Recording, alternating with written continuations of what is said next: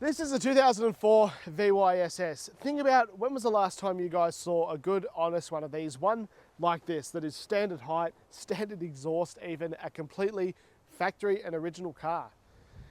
You don't see them anymore. They've all been lowered and have an exhaust and big cam and all that, and there's nothing wrong with that at all. But there's also nothing wrong with enjoying this car in its standard form.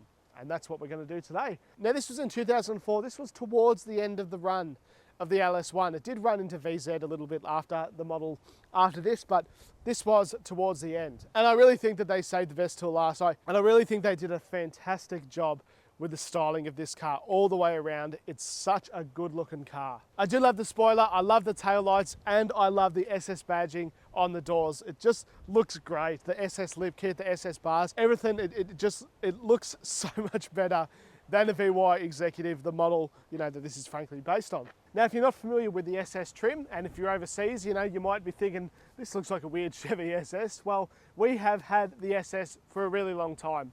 But let's go through them quickly. You had Executive, Berliner, Calais, and S and SS. SS is the performance version. So all of these, or almost all of them anyway, had the LS1s, the 245 kilowatt in this case because it's a Series 2. 245 kilowatt LS1 in automatic, which this one is, or the 6-speed T56 manual. And these cars, like a lot of the other ones that I've had on the channel, they are really hard to find in great original condition. Good ones like this are now very, very collectible. And I remember even when I was young, when I was 18 and stuff, this was not the case. You could get a crappy one of these, not one like this, but you could get a pretty average one for $2 or $3 grand, part them out or whatever, make some money, and those cars are long gone. The cheap ones like that, I mean, there would be a handful in the country, but for the most part, they are gone. So all of the SSs now, they are either like this in really, really good original nick, or they're knackered. And it is cool to feature one in such good condition. One of the defining features of the VY SS is the front end. The front bar with these fog lights that still have the SS in the font of the previous generation. The black headlights, all of the SSs had these, and they look fantastic. And that's one of the things that straight away you know that this is an SS, because even on the S packs that have this bumper, these are clear. So I love the front end of these. It just looks extremely aggressive. It's just such a good looking thing. It just really, really is. Another thing that's worth noting about the SS is it is the first SS that was available in a wagon. Obviously this one is a sedan, but this front end with this running gear was available in ute, wagon, and sedan. So yeah, that's very, very cool. The wagons are extremely rare. You really don't see those at all, but the sedans were pretty popular. In here though is much nicer than a VY Executive. It's night and day, if I'm honest. The steering wheel is much, much nicer than that sort of plastic one. It's chunky, it's leather wrapped, it looks great, and all these silver highlights.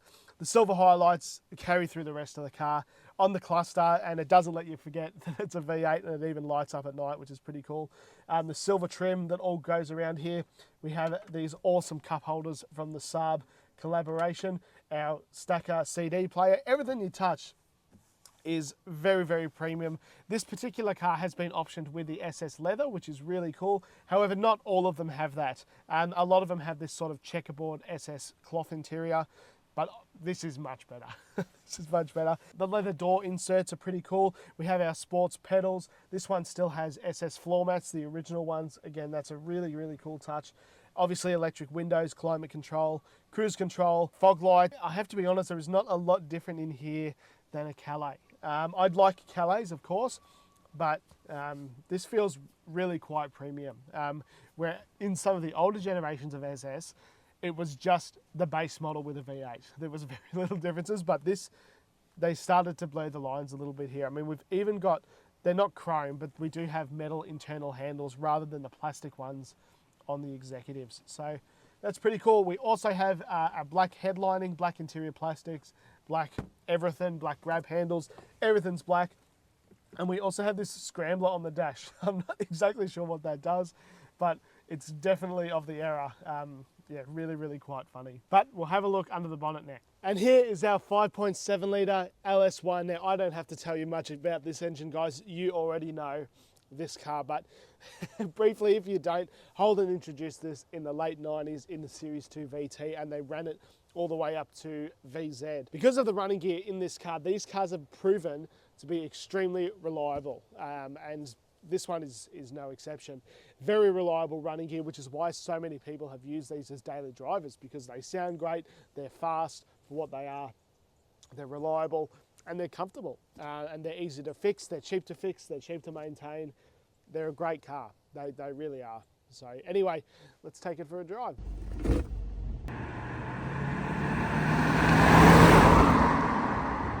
I admit I have driven it 10 minutes or so already, but it drives great. The other thing that I searched about, you know, I had to refresh my memory, the differences between Series 1 and Series 2, and the one thing that I read about this one is that these don't have FE2 suspension, they've got FE 1.5, so it's just a little bit firmer.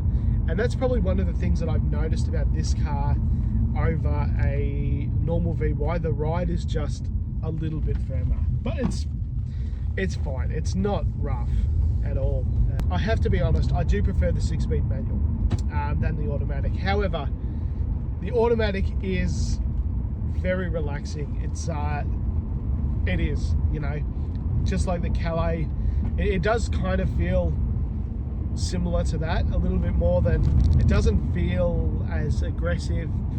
It feels like a cruiser, and there's nothing wrong with that. You know, if that's what you want out of an SS, I definitely lean to the auto, because that's what it is. It's comfy, it's, you know, reliable, it's good on fuel. This one's getting 11.9 litres per 100k, which is pretty good for an old V8. Very little goes wrong with these cars, honestly, especially if you look after them. Nothing really happens. If you start using them and abusing them and giving them a hard time, then yes, things will break. Probably one of the only things that happens, as I probably mentioned before, is the headlights start to fade.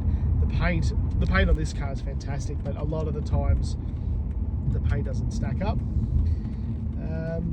What else goes wrong with these? The steering wheels wear prematurely. This one's pretty good though.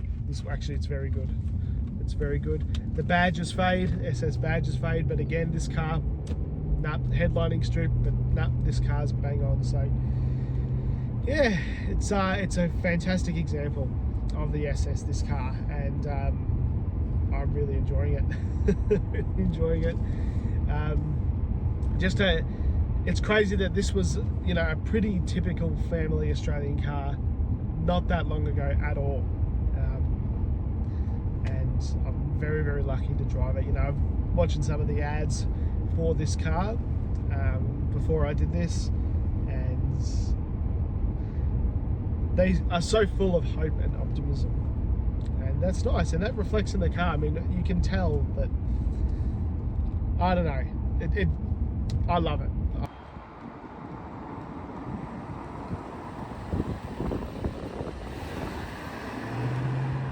Hope you guys have enjoyed the video on the VY SS. I've really enjoyed my time with this car, and I've been extremely lucky to spend time with such a good example, because they're very desirable. I would love one of these in the shed. I do think that the Ute version probably suits me a little bit more, but I really like this car. It's a great looking thing. From the marketing and all of the Mark Scape driving videos, and I've been watching all of those lately in anticipation of this, and it's a great looking car, and ones like this will become extremely collectible, sedan, wagon and ute alike. Just a good looking thing. If you guys like the video, then please follow along, subscribe, and a big thank you to Holdcom for now sponsoring the channel. I really appreciate it. And if you guys were buying anything for your Commodores, check out Holdcom and use my code COMMAN, which I'll chuck on the screen at the moment, to save 5%. So a big thank you to those guys. But otherwise, if you guys would like your car on the channel, then please feel free to get in touch. Cars like this are absolutely fantastic. I mean, have a look at this. It's just a gorgeous car, and I'm very lucky to drive it. Thank you very much.